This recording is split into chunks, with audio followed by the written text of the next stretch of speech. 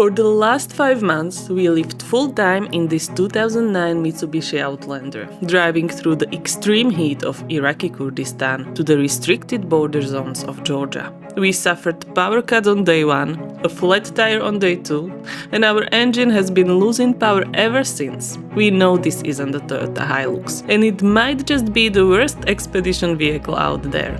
But it is our home. Today we are giving you the full honest tour of our budget-friendly DIY Overland build, showing you exactly how a family of 3 survived off-grid without a perfect setup. Hi, we're Jana, Peter and Jojo. We traded the comfort of the life we built for the unknown, chasing our dream of full-time travel. We want to feel alive again and reconnect as a family through discomfort and challenges. Come join us and let's see where this road will take us.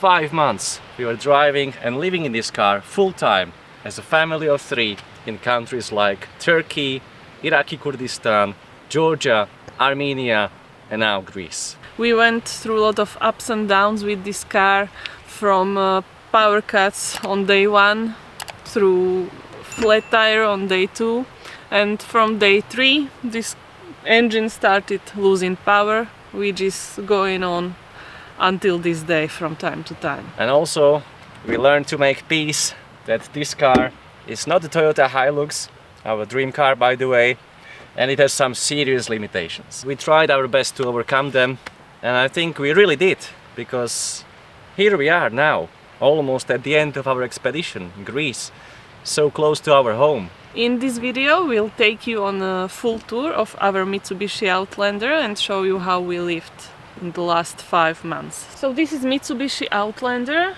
year 2009. It's diesel 2-liter manual. It's quite an old car. We made just some basic service. What is extra? We put just this roof light. It's really cheap, like 40 euros, just in case we would end up finding some wild camping spot at night. We changed suspension, but nothing off-road specialized, just regular normal suspension. Then we changed tires. These are all-terrain, really low budget, under 100 euro. We tried not to go fast and really think twice before we go somewhere. We know it's not the best way how to make an overland vehicle, but with our budget, these were our decisions we made. We made also our DIY underbody protection, which consists from 2 aluminium plates, 4 millimeters together. It protects just the most important things when you are driving under angles and you don't want to damage something. Our rooftop tent is iKamper Skycamp 3.0. It's a top-tier, high-quality rooftop tent. It has a laminate shell, which is extremely durable in the woods or in extremely hot countries. We can't recommend it enough. It really takes everything we took it through, and we are really happy about it. It has king-size bed area, so it's really comfortable. Although we are 3, everyone has enough space. It has roof windows, so we often can see stars at night. And here we have the most of things we took on this road. This is our DIY storage system.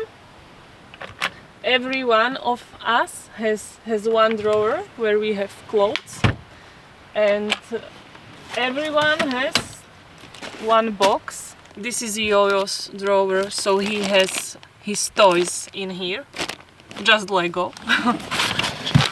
And me, I have cosmetics, water filters, and Peťo has medicine in his box and first aid kit. Each of us has something extra which isn't used every day on the end of his drawer. Since we took out our 2 back seats, we could make these 3 drawers longer than this one, because here is Yo-Yo's seat, so they are quite shorter. In this one, this short drawer, we have our daily cosmetics and cleaning products, wet wipes, everything.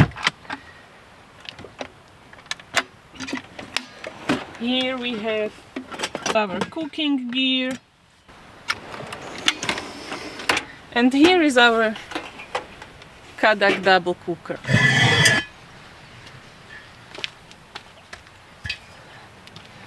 And we connect it to our small Turkish gas cylinder.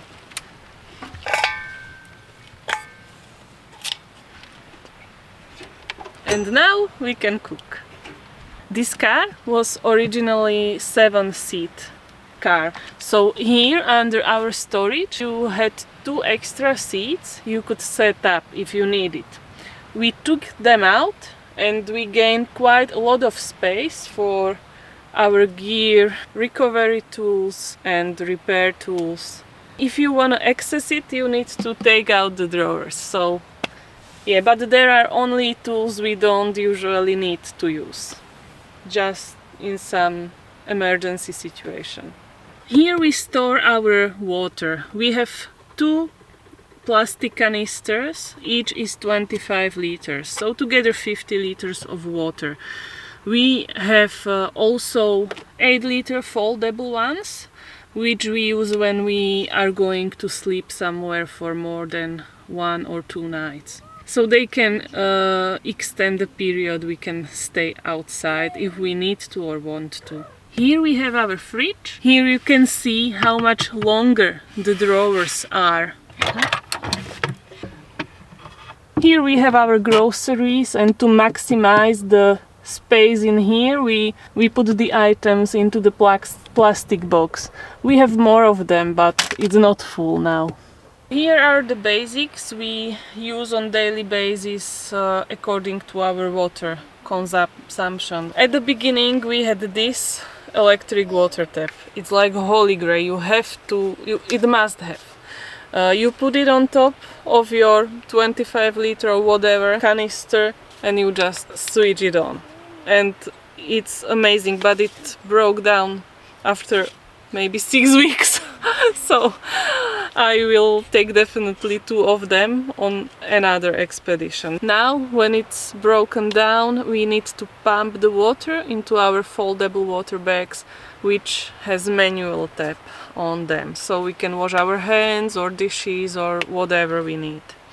Then we have our electric shower. It's really also must have, because it gives you the luxury of almost normal shower, and it uses really very low amounts of water and you can wash yourself really well. So when we use this electric shower, we put the water into our foldable bucket and we use it this way. Then we have our small foldable buckets, which we use for either washing our clothes or when Yo-Yo wants to build Lego in a car or on a beach or wherever in nature, so he wouldn't lost his pieces of Legos.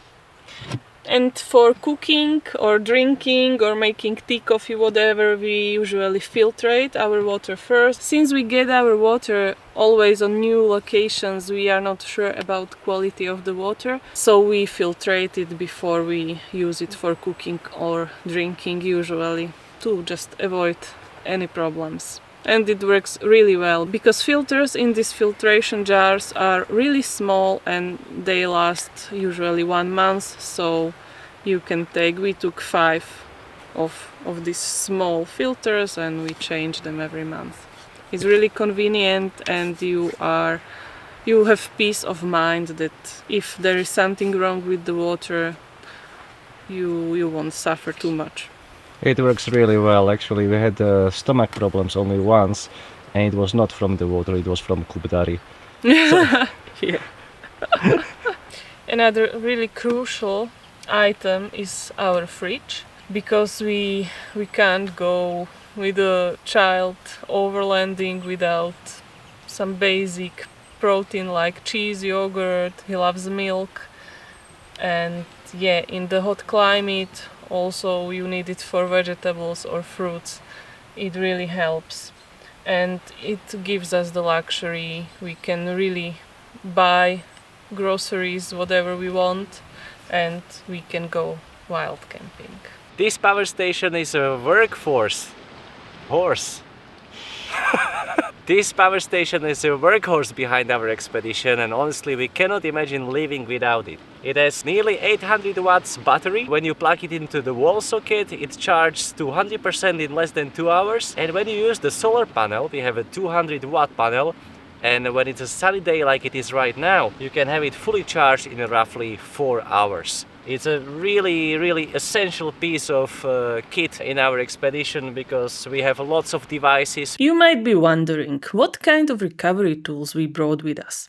We packed long recovery boards and shorter ones as well, just in case we end up somewhere really remote with no one around to help. We use the shorter boards mainly for leveling the car when we camp. We also carry a recovery rope, shackles and some basic tools. And we have a small air compressor, so when we deflate our tires for off-road driving, we can easily inflate them again. I think we have really nice low-budget furniture setup. We have a basic table. It's really nice. You can lower it down. We usually have it lower because Yo-Yo is small child and he can eat behind the table. We have 3 foldable chairs and 2 hammocks. I think it's really ideal. When we were on Yesilgol, if you saw the video, the 2 hammocks were lifesaver because we could experience that place. Usually we put out just 1 hammock, but it takes really small space. We have the cheaper ones from Decathlon for 15 euros, so I think it's no-brainer to take rather more than less. It was my dream for the last several years to get back into skateboarding, and it finally happened on this trip. It gives you the sense of freedom to be able to cruise in a new place together with your child, sometimes even wife. My skateboard is standard size, Yo-Yo is a little bit smaller. These 2 decks we have stored behind the Yo-Yo seat. Janka's surf skate is a little bit longer, and we have it stored on top of the drawer system, right along with the recovery boards. We are almost home now, and now when the things are coming to its end, can we really say this is the worst expedition car? Yes, this isn't the perfect expedition car, far from it. But we believe that you don't need the perfect vehicle to chase your dreams. We took a risk, worked with what we had, and still made it through every country we planned. It wasn't easy, but it was worth it. So be bold and chase your dreams. Don't wait for the perfect moment. It never comes. Fear is a reaction, but courage is a decision. So choose wisely.